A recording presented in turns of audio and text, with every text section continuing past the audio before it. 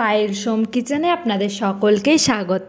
আজকে আমি আপনাদের সাথে শেয়ার করব মাত্র একটা পাতিলেবু দিয়ে কিভাবে 2 গ্লাস একেবারে গরমে আপনার তৃপ্তি করে 2 গ্লাস শরবত খেতে পারেন, সেই রেসিপিটাই শেয়ার করব। একটা মাত্র পাতিলেবু দিয়ে কিভাবে 2 গ্লাস শরবত বানিয়ে নেবেন সেটা এই গরমে থেকে রেহাই পেতে সেটাই শেয়ার করছি।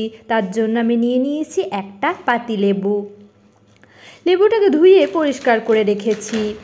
এবার এটাকে অর্ধেকটা করে কেটে দেব মাঝখান থেকে, ঠিক এই রকমভাবে দুটো টুকরো করে কেটে নেব।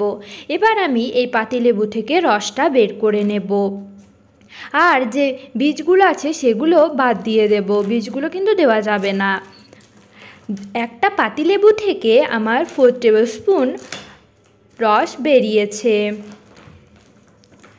এই পাতিলেবুর রসটা আমাদের রেডি। এবার আমি একটা শরবত তৈরি করে দেখাবো। তার জন্য একটা গ্লাস নিয়ে নিয়েছি, যার মধ্যে অর্ধেকটা পরিমাণ পাতিলেবুর রস দিয়ে দেব, আর দিয়ে দেব বিট নুন। হাফ টিস্পুন বিট নুন দিয়ে দেব, আর 4টে বরফের টুকরো দিয়ে দেব, আর পরিমাণ মতো ঠান্ডা জল দিয়ে দেব।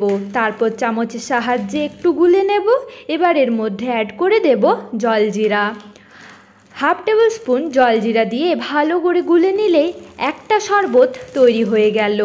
এবার আমি আরেকটা পদ্ধতিতে তৈরি করে দেখাচ্ছি। তার জন্য আবার একটা গ্লাস নিয়ে বাকি পাতিলেবুটা দিয়ে দিলাম। এবার বিট নুন দিয়ে দেব হাফ টিস্পুন, আর গ্লুকন-ডি দিয়ে দেব 1 টেবিল স্পুন। তারপর আইস কিউব দিয়ে দেব 4টে, আর ঠান্ডা জল দিয়ে দেব 1 গ্লাস। নাড়াচাড়া করে দেব। ব্যাস, দুটো ভিন্ন স্বাদের লেবুর শরবত তৈরি হয়ে গেল।